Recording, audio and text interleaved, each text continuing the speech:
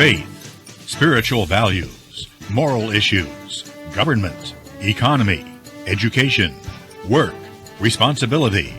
What we think about these depends on our worldview.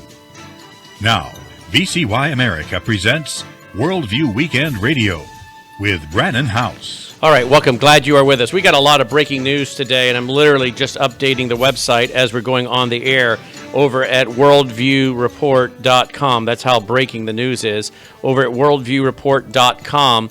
Guys, give me a thumbs up in there, Clay, if you're able to see my screen on my computer. Got it? All right, let's go to this, because look at this here, folks. 800,000 service members still haven't gotten a shot and could face court-martial if they don't. That's over at worldviewreport.com. Here's another one. This is, again, coming just within the last hour. See, it says right there, about an hour ago. Pentagon, U.S. troops must get their COVID vaccine shots. Let me tell you something, folks. This will cause many guys that are officers who can to go ahead and leave the military. I don't know what's going to happen to the enlisted guys. We've already seen if they don't have a religious exemption, which is going to be very rare for many of them to get that, they could be court-martialed. Are they going to force this on them? This could be a real problem. This is nothing but a purge of the military, in my opinion, a way to do that. The Biden administration is collapsing our military. They are collapsing our economy. They are collapsing our borders. They are collapsing small businesses in America by doing more lockdowns and COVID passports along with the Marxist Democrats. Here's another headline. Saints tickets are selling for less than $1 after the team requires fans to be vaccinated or have a negative COVID-19 test. So again, this will kill businesses. They are collapsing everything. The Great Reset must have the Great Collapse first. To have the Great Reset, they must first have the Great Collapse. Now, as they take over with dictatorial powers, as they want to implement Marxism, they must disarm the people. Joining me today is Michael Hammond, an attorney. He worked on Capitol Hill. He was brought into the White House of the Reagan administration for meetings in the Roosevelt Room, and he is very up on these issues and has been for decades. Usama is with us as well. So this is a very great concern today, because we're seeing that the Taliban, one of the first things they did, again, this is on our website at worldviewreport.com, Taliban, right there, confiscates civilian firearms on day one. So again, these are all new articles this morning at worldviewreport.com. Before we go to Mike Hammond, I want to go to Usama Dakdok and get a quick update from Usama. Usama, what is the latest coming out of Afghanistan from your sources overseas? All right, it is. They are decided, and they're not going to change their mind about any move, if any people out of Afghanistan after the 31st. They will not. And they emphasize that you can take all the people you're going to get out of this country by 31 of this month, and then there is no other options. I believe, Brother Brannon, this is playing a game so they can have what we call blood money or the ransom, because I believe after that, as we already know, that we got two of the CIA went in a secret meeting with the leaders of the Taliban, and we do not know what they were talking about.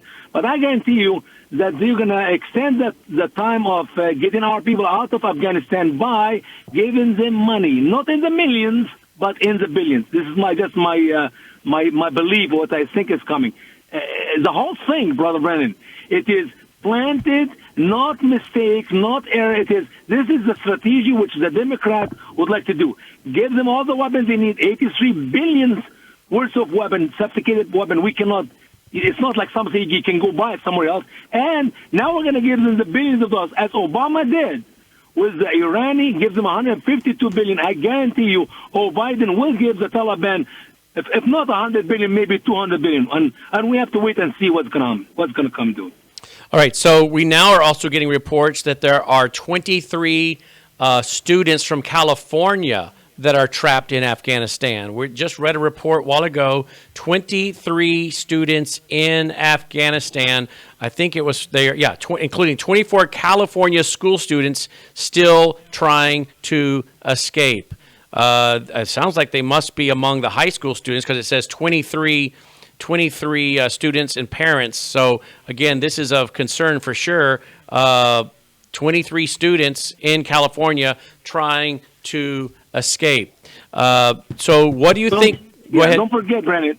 Yeah, don't forget, there's plenty of Christians, Christian missionary and Christian Afghani who are trapped there. And, the next 4 days, I'm going to be with some Muslim who became a Christian in St. Cloud to do ministry to the Muslim in the streets of St. Cloud. But I'm going to be talking with people who knows people in the ground in Afghanistan, missionaries and Christian. And I hope we can have some good report, but it looks bad. It's not just our students. How about the Christians? Missionaries from all over the world and the Christian Afghanis, those who converted to Christ in the last 20 years or so. They're all trapped there, and the chance for them to get out of there by August 31st or even December 31st is slim, is a zero. So what do you think will happen? Do you think they will be ransomed, or do you think many of them will be slaughtered, or a combination of both? I think they're going to ransom the Americans, and obviously these are Muslim believers. They practice Sharia. They know the apostasy is punished in Islam by death. So all those who are Afghani became a Christian, the chance for them to escape the sword or the bomb or the shooting of the Afghani Taliban with our money, our weapons is zero. I guarantee a lot of Christians are going to be slaughtered because they are not playing a game. Taliban is true born-again Muslim, as it was with ISIS, as it was with Muhammad 1,400 years ago. It is the same with Taliban today. All right, Usama, his website, thestraightway.org, thestraightway.org. Usama, thank you for the update. Keep us posted with anything new that you come up with, will you please? I sure will. Thanks, Brannon. Usama Dakdok checking in. Let's go now to Mike Hammond. Mike Hammond has been a guest many times. He is one of the attorneys for Gun Owners of America. Mike, welcome back to the broadcast. Thank you for joining us. Thank you for having me, Brannon. And I would reemphasize, as I have in the past, that although I am an attorney, take solace in the fact that I'm not a very good one. Why do you say that? You actually are. Why do you say that? You win cases. Because if I said that I was a good attorney, your listeners would tune out and say, he's an idiot. Okay. Because there's no such thing as a, quote, good attorney? I agree. I mean, Shakespeare said, first kill all lawyers, and I would be willing to go along with that, so long as every other lawyer went. Oh, that's hilarious. All right. Well, let's talk quickly before we get into the fact that the ATF, Alcohol, Tobacco, Firearms, is now making legislation. They're now writing legislation. We have a rare breed triggers fires back at ATF and says, we will not comply. Let's show the screenshot. Give me a thumbs up in there if you got it. All right, look at this. This is the rare breed trigger. You can see their U.S. patent on there, and we'll show a video here in a second. This is, I guess, one of their leaders of their company. We'll show that here in just a minute, but they are not going to comply. But this is the problem with this is you've got ATF apparently writing legislation, which is a direct violation of the law. But let's go first to the Taliban. We have over at worldviewreport.com the conservative worldview alternative to the trash drudge report now. That went down into the ditch about 2 years ago or more. But if you go to worldviewreport.com, you'll see the link. Taliban from day one has been going around confiscating weapons, telling everybody you're safe now, you don't need weapons. The more I think about it, the way Biden treats women, the way he feels about little children, the way he feels about weapons and citizens owning them, Biden might have an awful lot in common with the Taliban. Well, he's turning over probably the better part of $100 billion of ordnance to the Taliban. I mean, he's just leaving it there on the battlefield, and that's unnecessary. But the only people who are going to be deprived of the right to own firearms under the Biden administration are Americans. That he's giving $100 billion of ordnance to terrorists, and then he's taking away our right to defend ourselves. So what do you make of that? I mean, Teddy Roosevelt said, speak softly but carry a big stick. Joe Biden is a screaming lunatic with no stick at all. Let me ask you this. I'm following these developments, hourly. Literally, I get communications in the middle of the night from some of our people, whether overseas or people that are just researchers and broadcasters with us that are still up at all hours of the day and night working and researching.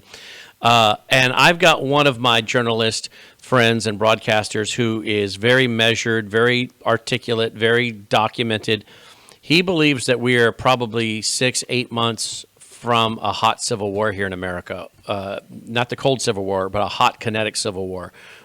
With all that's going on, trying to collapse our economy, collapse our border, collapse businesses, collapse the U.S. dollar, collapse banking, collapsing our Second Amendment, collapsing the medical system. We now are hearing that Delta Airlines, I guess it's Delta Airlines, I put my glasses back on.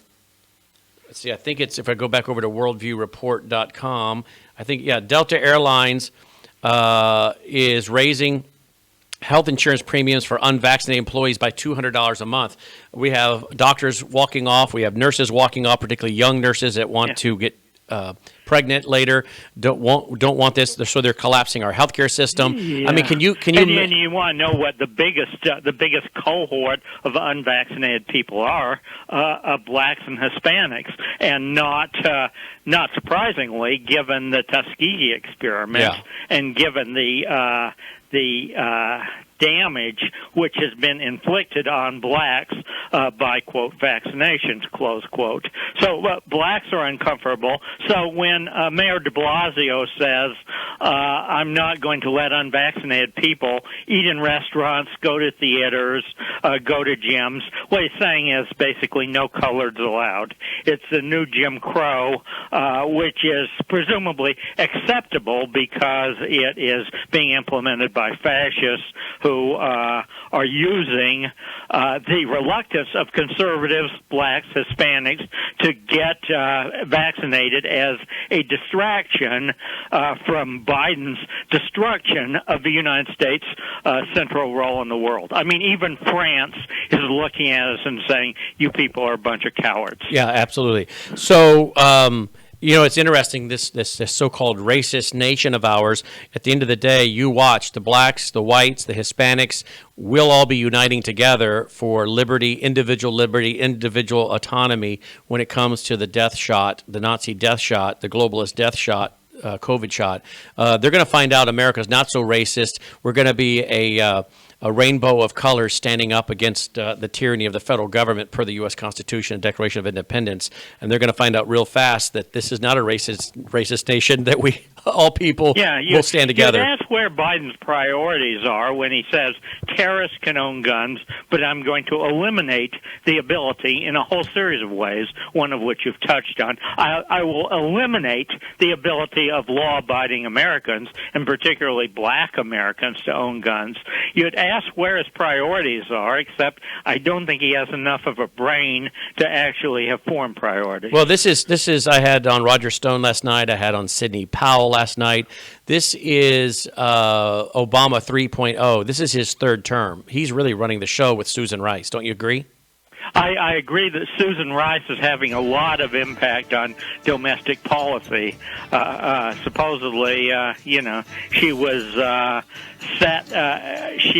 sat in here as a result of her foreign policy experience, but essentially she's running Nancy Pelosi's show with the $3.5 trillion socialist agenda. And what we've seen is that even though Biden has no brain. Hold right there. Hold right there, Mike. We'll come back more with Mike Hammond. I'm also going to get to this video clip as well from this owner of Rare Breed Trigger. They have told the ATF they will not comply. This is interesting.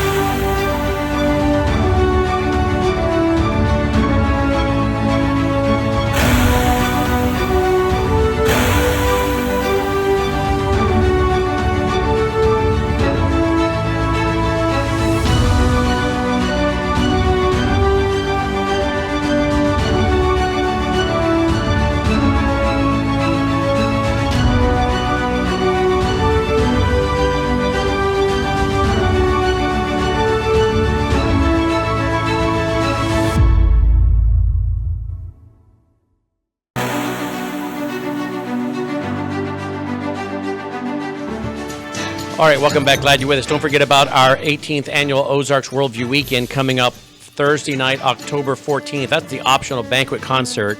Then Friday, about 6 p.m., Friday, 6 p.m., Friday night it gets underway, October 15th, all day Saturday the 16th, half day on Sunday the 17th. Full details at wvwtv.com/Ozarks, wvwtv.com/Ozarks.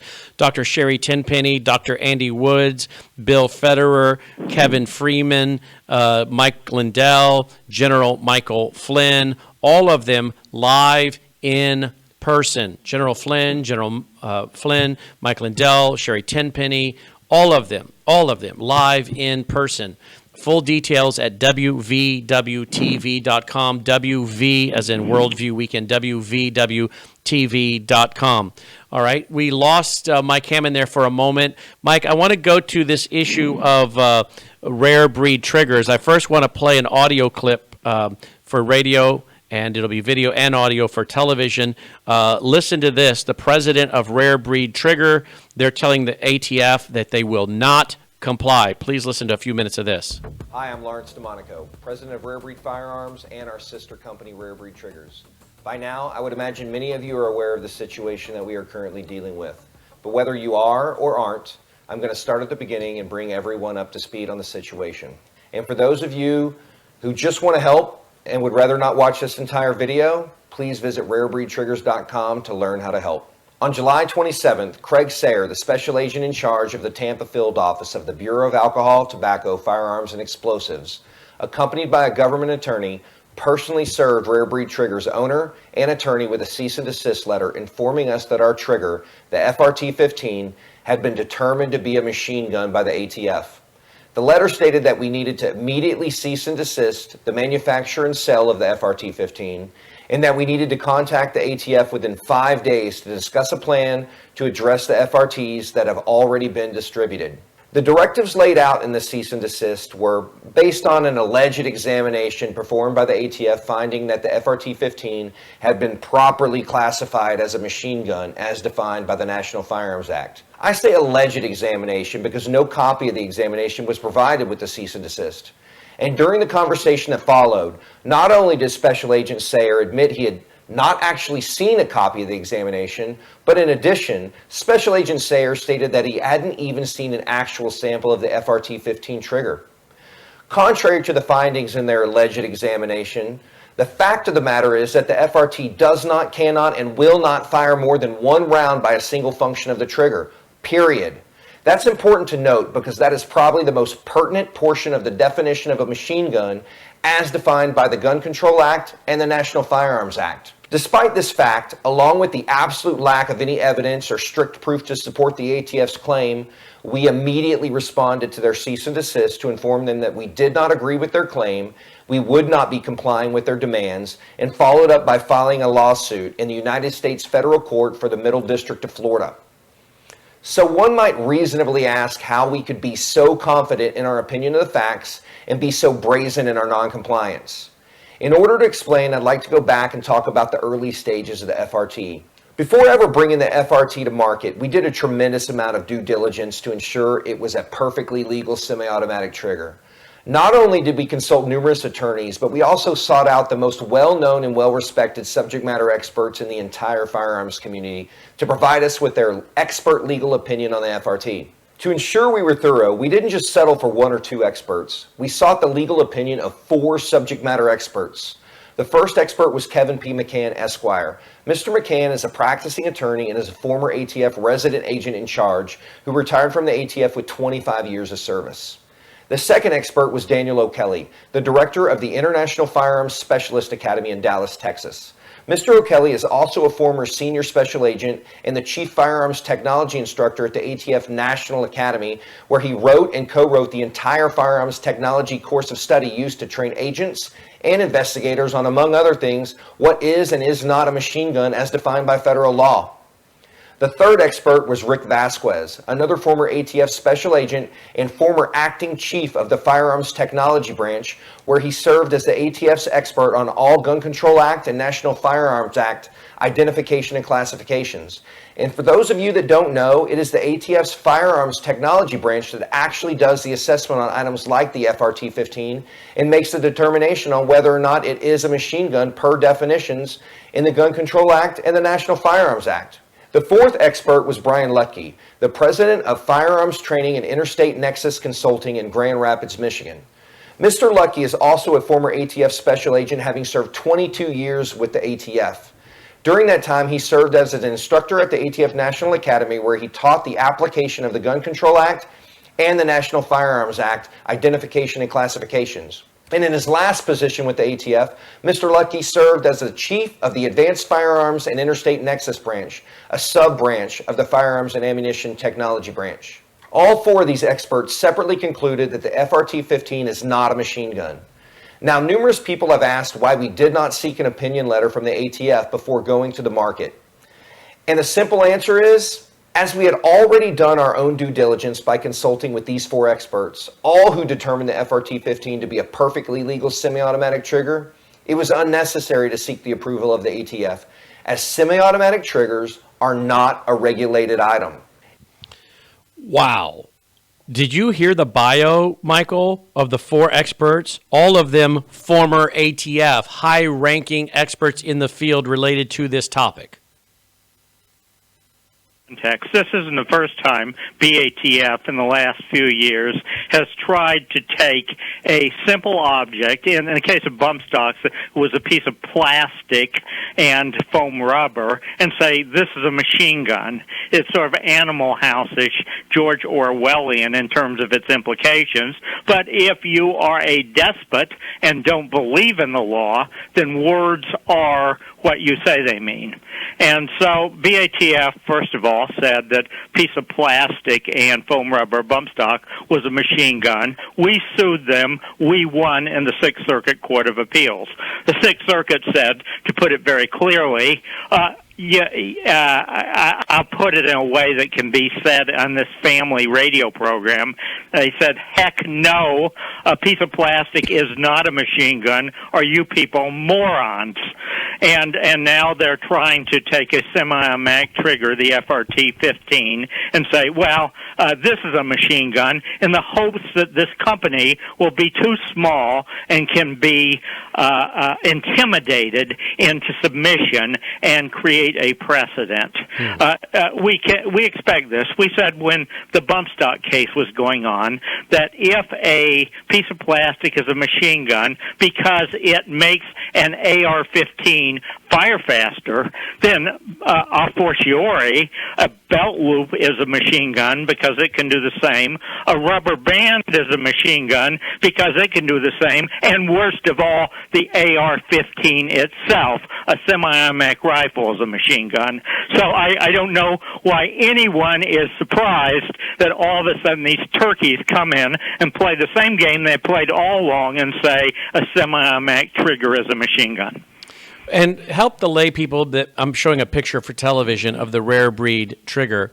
To help our audience understand what this rare breed trigger is. Why did they feel the need to even manufacture and then patent the rare breed trigger? I mean, don't we have enough triggers? A trigger is a trigger, is it, or is it not? It's a semi-automatic trigger. It basically guarantee you pull the trigger and it fires one shot. And that's the important thing. That's the distinction between a machine gun and a non-machine gun. A machine gun, you pull a trigger and it fires a bunch of shots, or can fire a bunch of shots. The semi-automatic non-machine gun trigger, you pull the trigger and it fires one shot. Now, the BATF apparently is saying, oh, we conducted these crazy tests showing that we could, if we hit this thing against the wall and abused it enough, we could get it to fire two shots when we pulled the trigger once. That apparently is a game that BATF is playing here. Fortunately, Fortunately, the company is not, as BATF anticipated, quivering in its boots and capitulating and conceding an important principle of law. They are fighting for that principle of law, and gun owners of America, they can be assured, will, if necessary, fight alongside them. Now, again, help out the lay people here. You can go to the website of Rare Breed Triggers, and you can buy this Rare Breed trigger for $380. Is this for people that want to buy a trigger because they're building their own weapon? Why would someone why would they buy a trigger? Why wouldn't they just buy the whole gun? Well, and, among other things, yeah. If you're putting together your own firearm, and there are people who do this, and they're the safest people in the country, the most crime-free demographic you can imagine. There are people in South Dakota who are building a gun in the basement, and those people use these components in order to construct their homemade guns. Guess what? The Biden administration is simultaneously promulgating a rule which would make that illegal. It'd make homemade gun kits, it'd make homemade gun components completely illegal, and it would do so in a manner in which sort of nomenclature goes ahead of policy. Someone in the back room of a New York gun lobby, anti-gun lobby organization decided that, well, if we call these homemade guns ghost guns, then people will be scared of them, because what's more scary than scary ghosts? And people would have this vision of an army of ghosts with guns. And so that is a Biden regulation, which is currently open for comment and which is currently on the table. And if that is adopted, guess what? This FRT-15 trigger has more problems because theoretically it has to have a serial number on it. All right, so people watching my television will see how that trigger can drop right in here to this rifle going down. Yeah. Well, by the way, you got the legal. I mean, they got a lot of videos on their website at rarebreedtriggers.com as far as the attorney. Here's the founder and director of the International Firearms Academy. He's being interviewed. Here is, again, the Rare Breed Trigger FRT installation. There it is, showing you how to install it. So again, this company manufactures this trigger, and people can buy it, make their own guns, use it, I guess, to replace and refurbish other guns. But the reality is, you now have, correct me if I'm wrong, because this guy goes on to say in the video that now the ATF is writing legislation. Well, that's the job of the legislative branch, not ATF, not the executive branch, correct? Well, the ATF has always tried to write legislation. Sometimes we've brought it under control. Sometimes we've been unsuccessful. It won't be the first time in which this renegade agency has tried to write legislation. The thing that differentiates BATF from other agencies which are lawless is it's also trying to repeal legislation. It also will ignore the written legislation which it doesn't like in order to do whatever the heck it wants. And incidentally, most of your listeners probably know that David Chipman, who's at the sort of center of the anti-gun lobby, has been nominated to be the head of BATF. And if he gets in, then that trend will skyrocket. So my question when I come back is, if this can be determined to be a machine gun, why can't they just classify your Glock or your Springfield XD handgun to also, which is semi-automatic, to be a machine gun? We'll be right back with Mike Hammond of Gun Owners of America.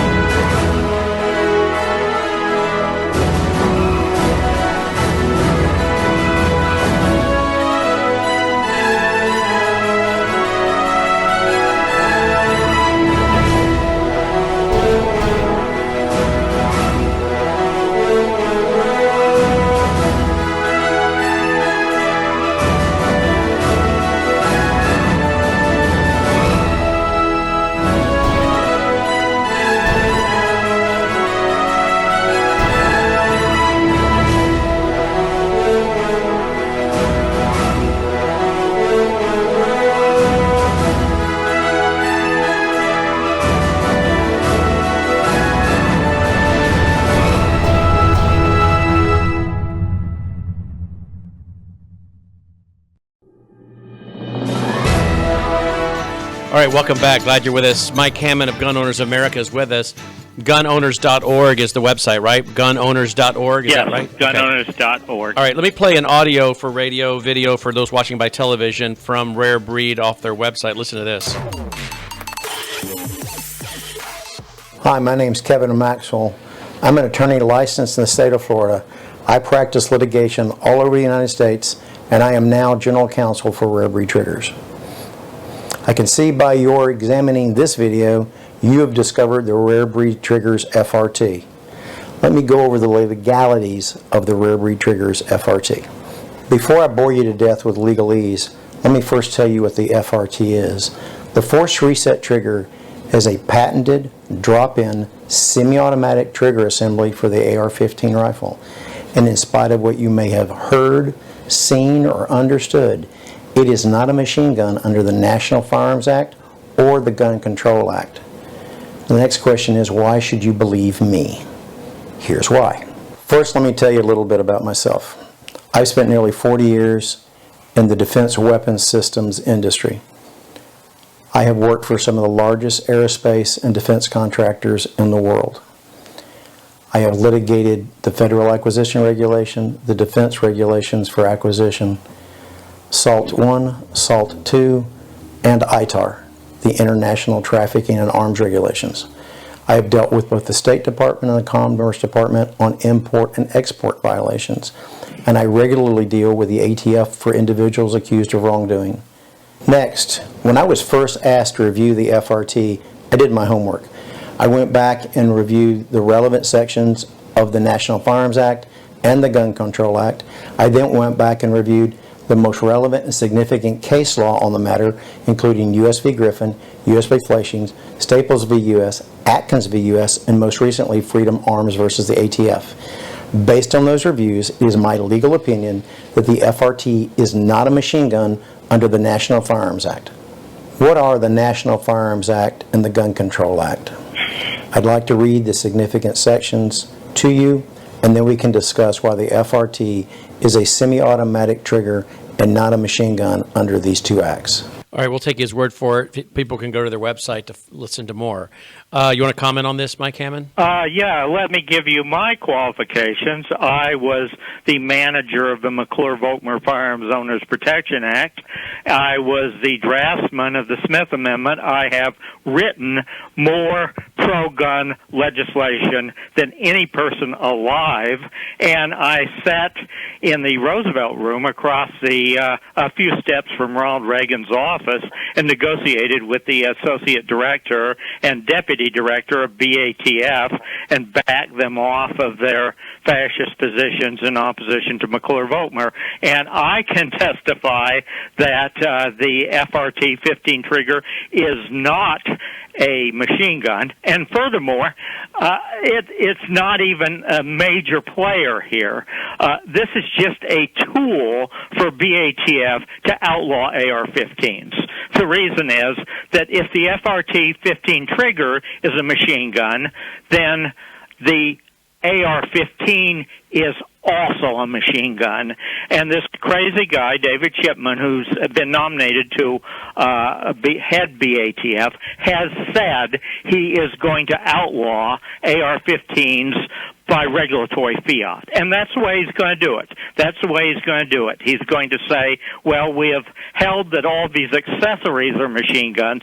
Therefore, because they make the gun fire faster, therefore the AR-15 itself is a machine gun. And once you say that, not only is it outlawed, not only are you an instant felon, but there's no way that you can register your AR-15 and keep it because of, I hesitate to say, language added by the House in the McClure-Volkmer Firearms Owners Protection Act, which says that guns manufactured after 1986 cannot be owned by civilians.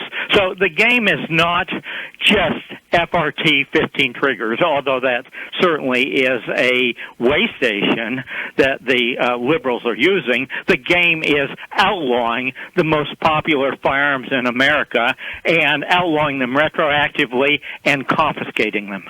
And again, I ask, how then, if this trigger can be defined as a machine gun when it's really semi-automatic, how could they not then just go ahead and decide that your Glock or your Springfield XD 9mm 40, 45 is also, which is a semi-automatic, it fires a round every time you pull the trigger? Could they not just say, okay, well, that's also a machine gun? Every semi-automatic in America is potentially a machine gun if the ATF chooses it.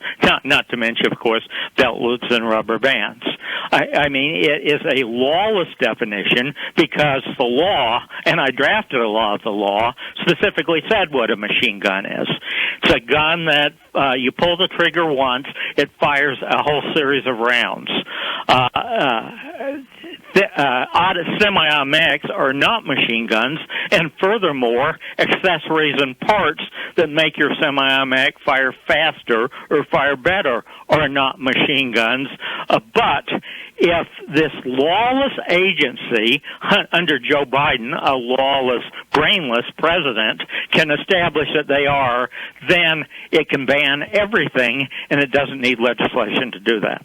And that means now we're living under tyranny, where you have the merging of this executive branch with our judicial branch, and these clowns just sit there and decide what is what is.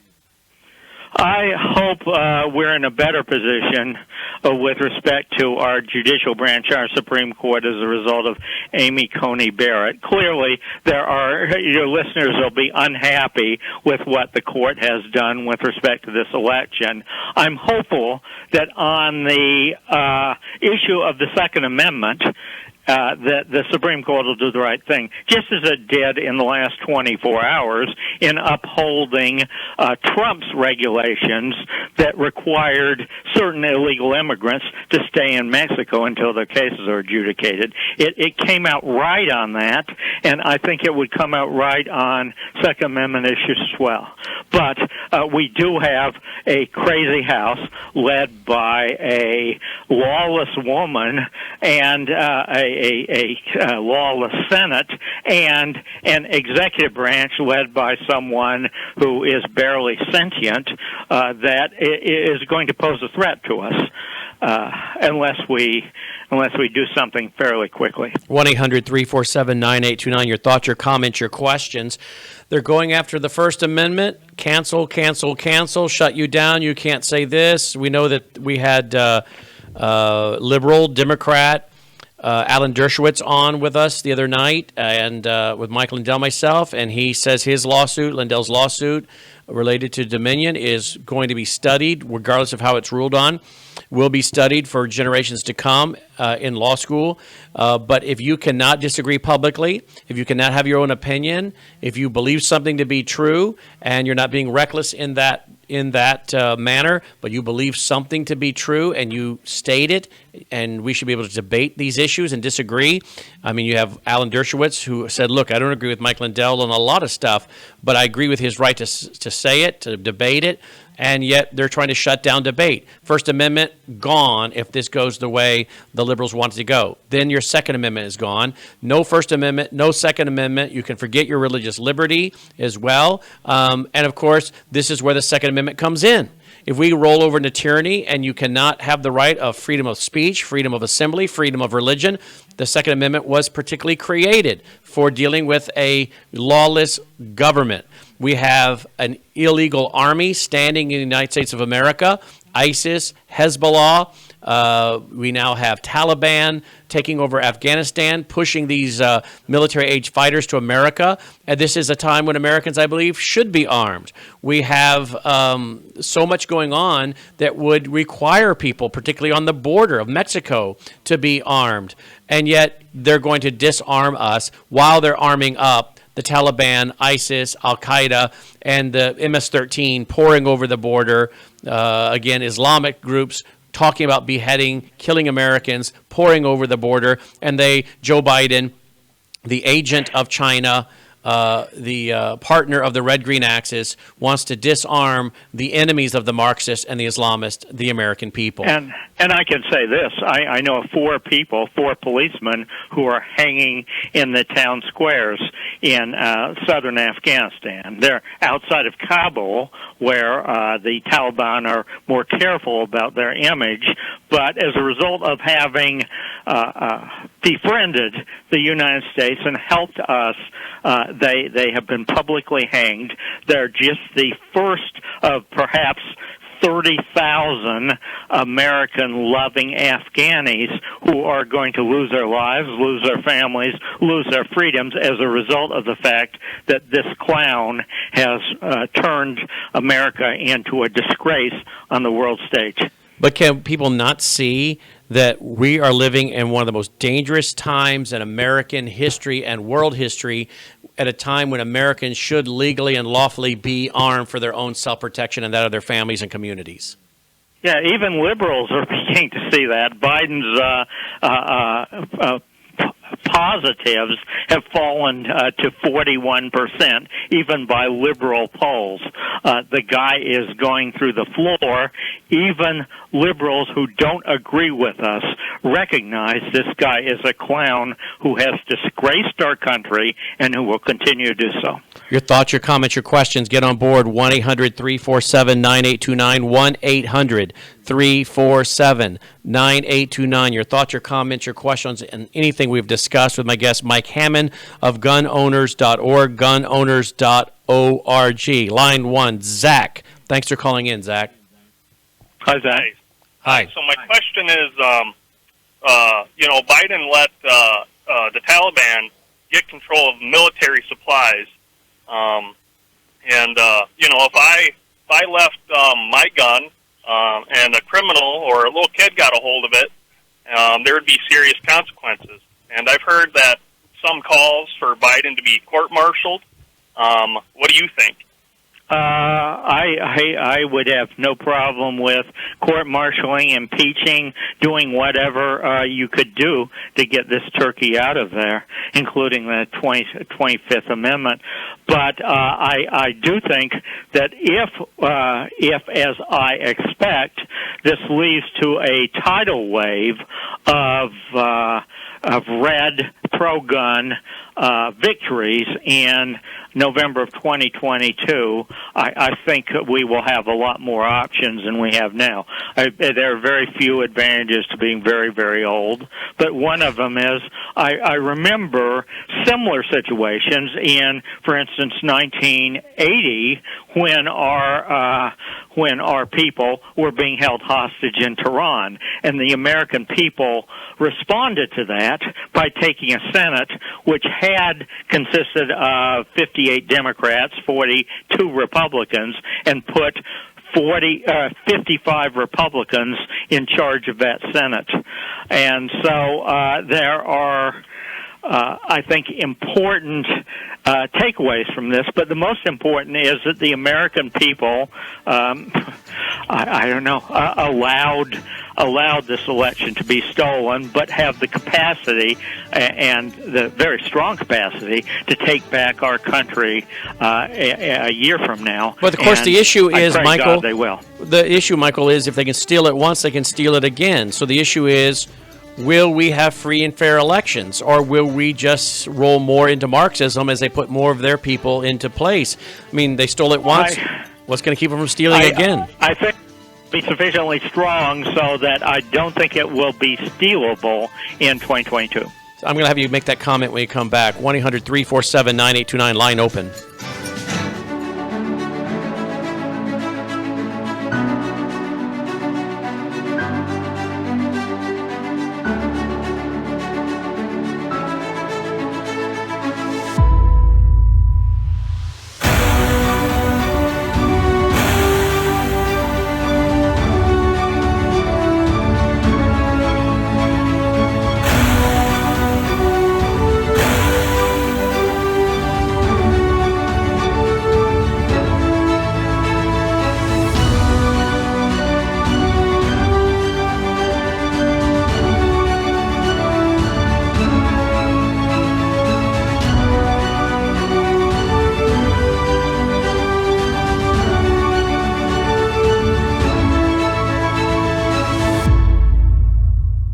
Gun Owners of America has, in fact, brought litigation in order to invalidate the National Firearms Act. That was the Roosevelt-era law which put a tax on machine guns and other similar accessories. And we have sued thus far unsuccessfully at the Supreme Court level to overturn that. My hope is that with a strong pro-gun majority on the Supreme Court, it might be possible for us to get that issue reconsidered and to actually overturn this useless law. Because certainly, I mean, the people who have licenses to own machine guns, short-barrel rifles, etc., are the safest people in America. Let's go to Dave, line one. No Dave. Argument that these arms form the centerpiece of crime on the south side of Chicago. It's just a ridiculous, foolish, antiquated law that needs to be overturned. Dave, go right ahead, Dave. To own machine gun, short barrel. Go ahead, Dave. Radio. You got to turn your radio off, Dave. All right, let's go to Star, line 2. Guys, I don't have time to fool around with you not leaving your radios on, okay? You leave your radios on, we're cutting you off. Okay, I've been doing this radio show enough years. You guys ought to know this. There's a 7-second delay. You do that, we hear it, you're gone. You're wasting time. Go to Star, line 2. Star, go ahead. Hi, Star. Yeah, I'm just wondering, hon, how can the people do something to get Biden impeached and prove that he's not good for our country, or does it have to be the other government officials that impeach him? Or well, yes, the people can take the House of Reprehensibles away from the witch Nancy Pelosi in 2022.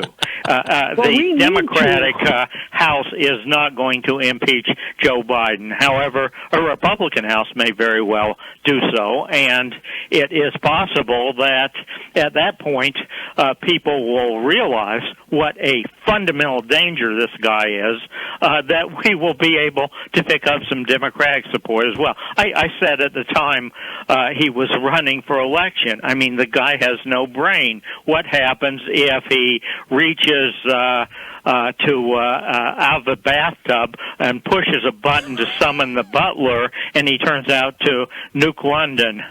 I said that facetiously, but it is dangerous having a guy who can walk up, give a speech on how people who don't have COVID viruses are the ultimate evil in the world, then turn his back on us and walk away without taking questions. Yeah, and leaving, the guy is dangerous. Leaving thousands of Americans stranded in Afghanistan, and now we're finding out 24 students from California.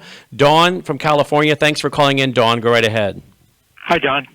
Hi, and my question is, what about our sheriffs and like the CSPOA? Like, isn't the sheriff supposed to be our line of defense to something like this?